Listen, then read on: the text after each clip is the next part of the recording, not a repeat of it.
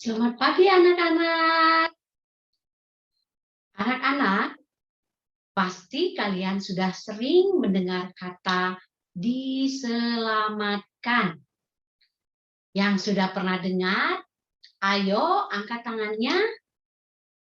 Wah, banyak ya.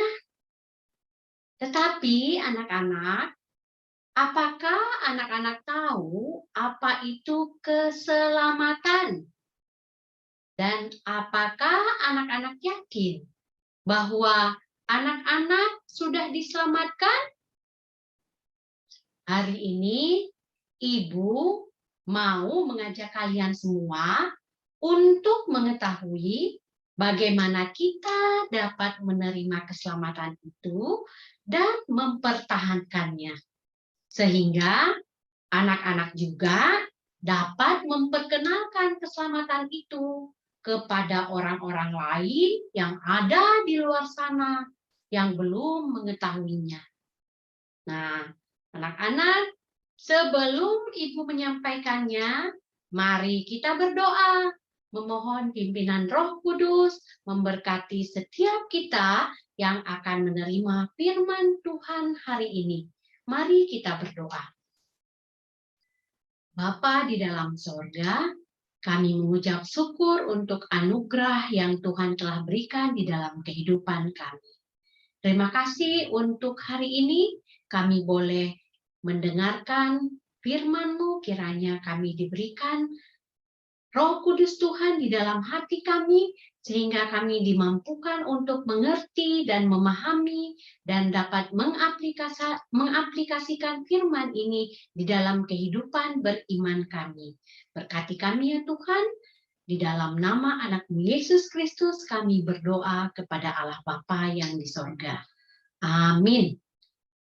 Nah, anak-anak, benarkah kita sudah selamat? Nah, itu yang Ibu tanya kembali kepada anak-anak. Nah, bagaimana caranya kita mendapatkan keselamatan itu? Bagaimana caranya kita memperoleh keselamatan itu? Apa yang harus kita lakukan di dalam kehidupan kita untuk kita bisa mendapatkan keselamatan itu? Nah, anak-anak, keselamatan itu adalah anugerah dari Allah. Apa? Keselamatan itu adalah anugerah dari Allah. Karena kasih Allah yang menyebabkan manusia itu bisa diselamatkan.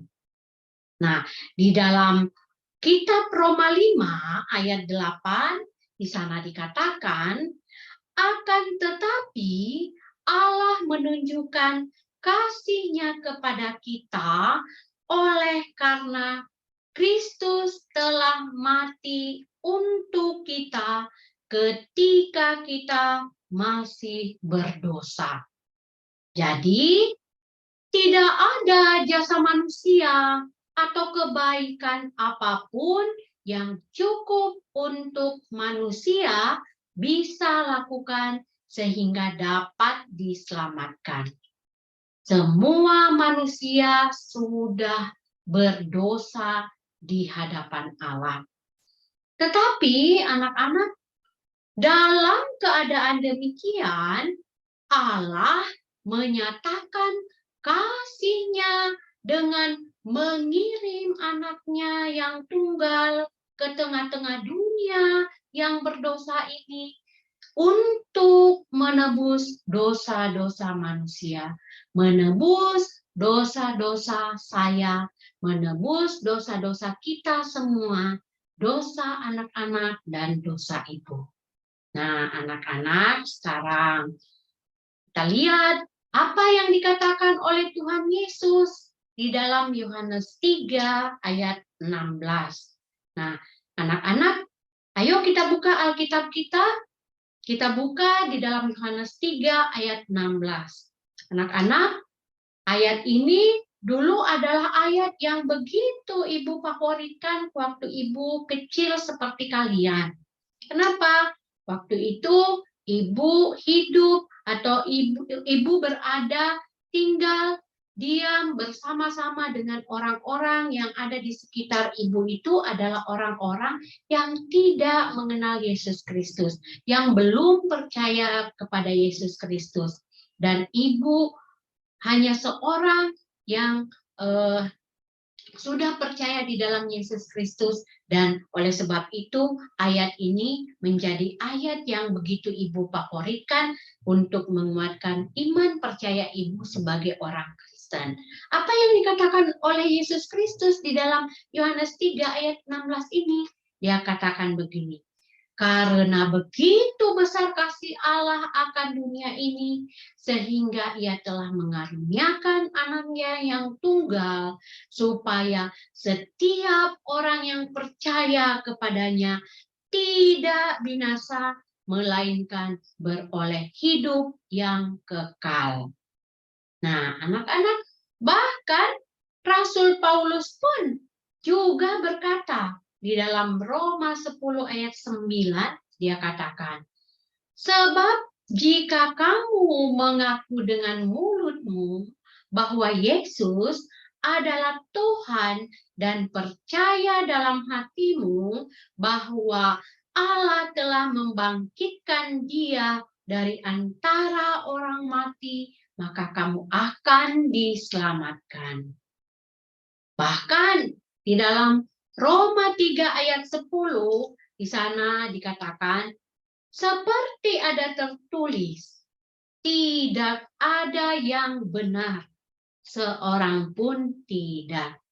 Nah, jadi anak-anak, keselamatan itu bukanlah karena seseorang berbuat baik, tetapi karena percaya kepada Yesus Kristus yang sudah menebus dosa manusia dengan disalibkan, mati, dikuburkan, dan bangkit kembali pada hari yang ketiga. Nah, anak-anak, sekarang pasti anak-anak bertanya dalam hati, seperti ibu juga biasa bertanya di dalam hati ibu ketika ibu belum yakin di dalam iman ibu. Bagaimana ya caranya sehingga saya dapat diselamatkan? Ya, anak-anak, sekarang ibu mau menjelaskan tahapan-tahapannya agar anak-anak semua mengerti bagaimana caranya, bagaimana agar kita bisa mendapatkan keselamatan itu. Yang pertama, nah anak-anak, pertama-tama yang harus kita lakukan adalah dengan rendah hati mau mengakui segala dosa-dosa kita. Nah, ayo kita baca di dalam 1 Yohanes 1 ayat 9. Di sana di dalam Alkitab dikatakan, di dalam 1 Yohanes 1 ayat 9, jika kita mengaku dosa kita, maka Ia adalah setia dan adil, sehingga Ia akan mengampuni segala dosa kita dan menyucikan kita dari segala kejahatan. Nah, anak-anak, siapa Ia? Dikatakan, maka Ia, sehingga Ia akan mengampuni segala dosa kita dan menyucikan kita dari segala kesalahan. Ia adalah Yesus Kristus. Ia yang adalah Tuhan dan Juru Selamat kita. Nah, anak-anak, jika hari ini kita sudah berbuat dosa, mungkin ada yang sudah berbohong sama papa dan mama di rumah. Mungkin kita pernah melakukan dosa-dosa kebohongan. Mungkin tadi waktu ujian atau waktu-waktu ujian, kita selalu berbuat curang. Kita selalu menyontek. Atau mungkin kita selalu berbuat dosa dengan menyakiti hati teman-teman kita. Nah, anak-anak, harus dengan rendah hati mengakuinya di hadapan Tuhan Yesus dengan berdoa, memohon pengampunan. Nah, apa yang pertama anak-anak? Yang pertama untuk kita memperoleh keselamatan adalah kita mau mengakui segala kesalahan kita dan berdoa kepada Tuhan Yesus untuk memohon pengampunan. Nah, anak-anak, hal yang kedua yang harus kita lakukan adalah kita harus bertobat dan bertekad untuk hidup kudus, untuk hidup suci, tidak berbuat dosa lagi. Nah, Galatia 5 ayat 25 mengatakan, jikalau kita hidup oleh Roh, baiklah hidup kita juga dipimpin oleh Roh. Nah, bagaimana kita bertobat anak-anak? Yaitu tidak lagi melakukan dosa-dosa dan kejahatan-kejahatan yang pernah kita lakukan. Jika kita pernah berbohong, kita tidak lagi berbohong. Jika kita pernah berbuat curang, kita pernah berbuat menyontek, berbuat jahat, kita tidak lagi berbuat curang, kita tidak lagi menyontek, dan kita tidak lagi berbuat jahat. Ketika kita pernah menyakiti hati teman-teman kita tidak lagi menyakiti hatinya, tetapi bahkan kita mengasihi teman-teman kita. Nah, itu hal yang kedua yang harus kita lakukan di dalam kehidupan kita ketika kita mau mendapatkan keselamatan itu, yaitu bertobat dan mengakui dosa-dosa kita dan tidak melakukan dosa-dosa lagi. Hidup kudus, hidup suci, hidup saleh di hadapan Tuhan. Nah, anak-anak, yang ketiga yang harus kita lakukan adalah percaya dan menerima Tuhan Yesus sebagai Tuhan dan Juru Selamat kita.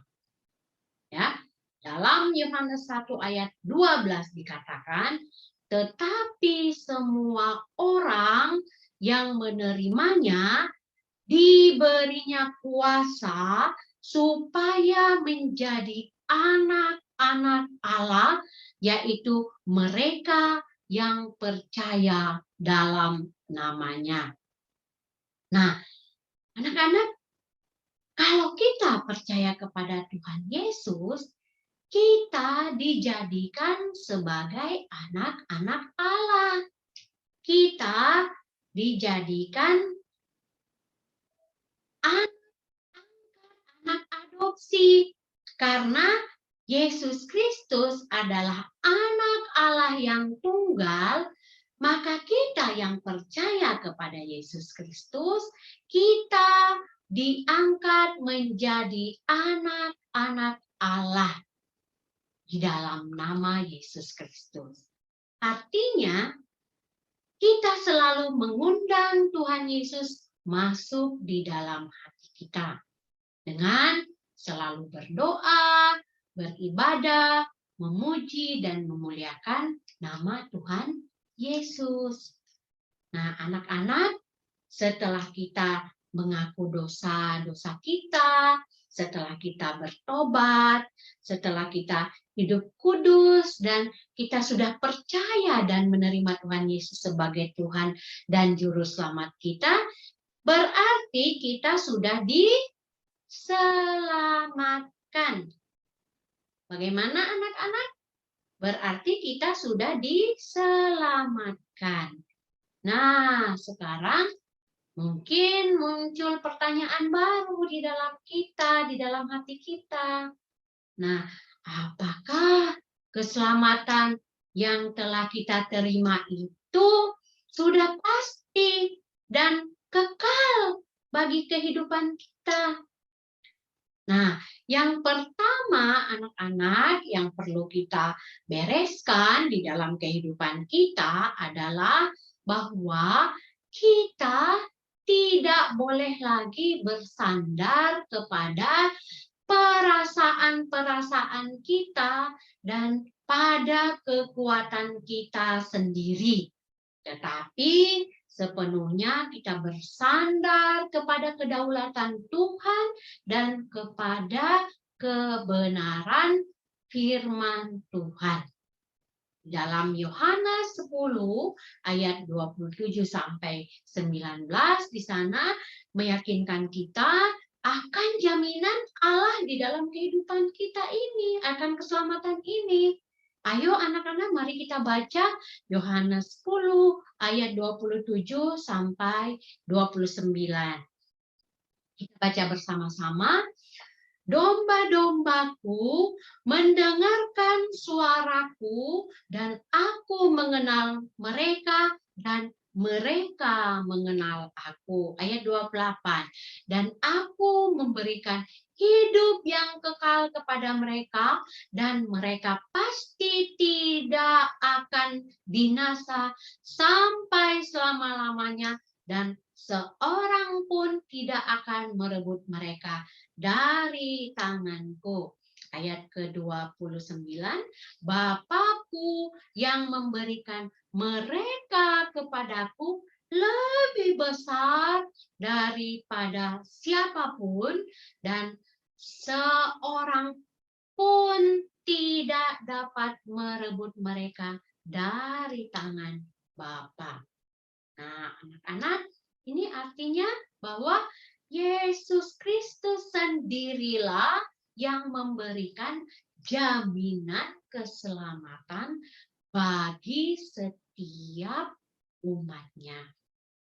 Di dalam Efesus 1 ayat 14 di sana dikatakan, Roh Kudus itu adalah jaminan bagian kita sampai kita memperoleh seluruhnya, yaitu penebusan yang menjadikan kita milik Allah untuk memuji kemuliaannya. Nah, anak-anak sudah tahu kan sekarang bahwa Roh Kudus yang tinggal di dalam diri manusia itu adalah roh. Itu adalah jaminan yang tidak akan didapatkan di luar Kristus. Jadi, kalau kita tidak percaya, tidak menerima Yesus Kristus di dalam kehidupan kita, maka Roh Kudus itu tidak ada di dalam diri seseorang. Hanya orang yang percaya dan beriman kepada Yesus Kristus yang memiliki Roh Kudus di dalam kehidupannya. Nah, anak-anak, sekarang kita tadi sudah mendengarkan bahwa Yesus Kristus, Roh Kudus yang memberikan jaminan di dalam kehidupan kita sebagai orang percaya, sebagai orang yang akan menerima keselamatan itu. Nah, anak-anak, apakah dengan jaminan tadi kemudian kita bisa berbuat dosa lagi sekehendak hati kita karena kita tahu bahwa keselamatan itu telah kita terima dan tidak bisa hilang. Nah, anak-anak, Ibu mau tanya, apakah kita bisa berbuat dosa lagi? Ayo, siapa yang bilang bisa? Ayo, siapa yang bilang tidak bisa, tidak boleh? Ya, ya, jawabannya adalah tidak boleh lagi berbuat dosa. Di dalam Roma 6 ayat 1 sampai 12 di sana dikatakan, jika demikian, apakah yang hendak kita katakan? Bolehkah kita bertekun dalam dosa supaya semakin bertumbuh? kasih karunia itu tidak, sekali-sekali tidak. Bukankah kita telah mati bagi dosa? Bagaimanakah kita masih dapat hidup di dalamnya? Nah, itu kita bisa baca yang menguatkan kita di dalam Roma 6 ayat 1 sampai 2. Nah, anak-anak, karena pengorbanan Yesus Kristus yang mati di atas kayu salib adalah pengorbanan darah yang sangat mahal, dan kita sudah mendapatkannya dan memperoleh keselamatan itu dengan cuma-cuma. Anak-anak, jika anak-anak dan ibu dan saya sudah diselamatkan, tetapi tetap berbuat dosa, maka pertobatan kita itu perlu dikoreksi, perlu dipertanyakan. Seseorang yang sudah diselamatkan akan selalu berusaha untuk hidup taat berdasarkan firman Tuhan dan menghindari dosa. Dia tidak mau bermain-main dengan dosa, dan ia akan jijik dengan dosa dan jijik melihat dosa. Sikap orang yang sudah menerima Yesus Kristus, sikap orang yang sudah bertobat akan menjadi sangat berbeda dari sebelum ia diselamatkan. Nah, anak-anak, bagaimana sikap orang yang sudah diselamatkan tadi? Apa yang harus kita lakukan ketika kita sudah menerima keselamatan ini? Nah, anak-anak, kita harus menjaga kehidupan baru kita di dalam Kristus yang sudah menerima keselamatan itu dengan rajin membaca Alkitab, rajin membaca firman Tuhan. Kita harus hidup bertumbuh di dalam doa. Kita harus rajin berdoa. Di dalam Markus 1 ayat 35, di sana dikatakan Tuhan Yesus tetap berdoa walaupun Tuhan Yesus sibuk di dalam pelayanannya. Jadi kita juga, walaupun kita sibuk di dalam semua kegiatan kita, sibuk di dalam pekerjaan kita sibuk di dalam belajar, sibuk sekolah, sibuk mengikuti ujian, tapi ingat, kita harus tetap berdoa. Nah, doa ini menjadikan orang Kristen kuat dalam menghadapi berbagai badai kehidupan. Nah, dalam Filipi 4 ayat 6 mengatakan, janganlah hendaknya kamu khawatir tentang apapun juga, tetapi nyatakanlah dalam segala hal keinginanmu kepada Allah dalam doa dan permohonan dengan ucapan syukur. Nah, di sana dalam Filipi 4 ayat 6 sudah mengajarkan kepada kita harus berdoa untuk menyampaikan, menyatakan apa yang menjadi keinginan kita, menyampaikannya kepada Allah melalui doa dan permohonan kita dengan mengucap syukur. Ya, jadi doa itu adalah komunikasi kita kepada Bapa, ya, supaya kita selalu ada komunikasi kepada Tuhan, kepada Yesus, supaya kita selalu dikuatkan. Kalau kita rajin berkomunikasi dengan Tuhan, maka Tuhan selalu memperhatikan hidup kita. Ya, itulah perlunya kita untuk berdoa. Perlunya persekutuan dengan saudara-saudara seiman di dalam gereja Tuhan. Di dalam Ibrani 10 ayat 25 dikatakan, janganlah kita menjauhkan diri dari pertemuan-pertemuan ibadah kita, seperti dibiasakan oleh beberapa orang, tetapi marilah kita saling menasehati dan semakin giat melakukannya menjelang hari Tuhan yang mendekat. Nah, Anak-anak, di sini dikatakan kita harus rajin beribadah. Kita harus ikut di dalam persekutuan-persekutuan di dalam kehidupan kita. Persekutuan yang terkecil misalnya di dalam KTB, kita harus ikut di dalam seminar-seminar, di dalam PA-PA yang diadakan di gereja. Kita harus rajin ikut beribadah pada hari Minggu, karena inilah saatnya kita boleh saling menasehati, boleh giat melakukan semuanya ini menjelang hari Tuhan yang makin dekat. Bukannya kita menghindari, jangan kita mengatakan, kan ada pandemi, kita tidak boleh kumpul. Tidak. Walaupun kita di dalam keadaan situasi kita sudah menghadapi pandemi, kita tidak boleh lagi menjauhi persekutuan-persekutuan itu di dalam bersekutu bersama-sama dengan Tuhan. Bahkan kita harus semakin mendekatkan diri kita kepada Tuhan, karena ini adalah menjelang hari Tuhan yang makin dekat.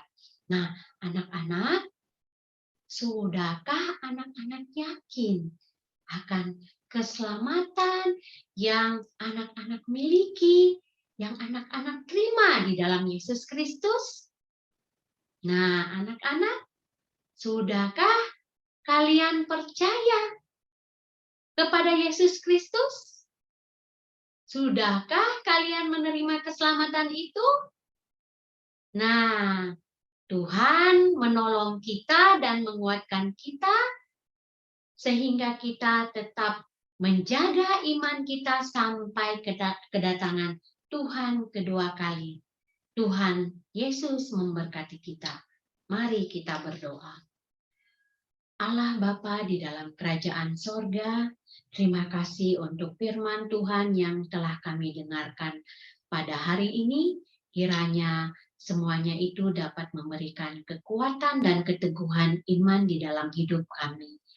Keselamatan yang telah kami terima melalui Yesus Kristus adalah anugerah yang sangat mahal, sangat indah, yang kami dapatkan secara cuma-cuma. Dan olehnya ya Tuhan, jangan biarkan keselamatan ini lepas dari kehidupan kami, lepas dari tangan kami, sehingga kami dapat hidup dengan sia-sia di tengah-tengah dunia ini.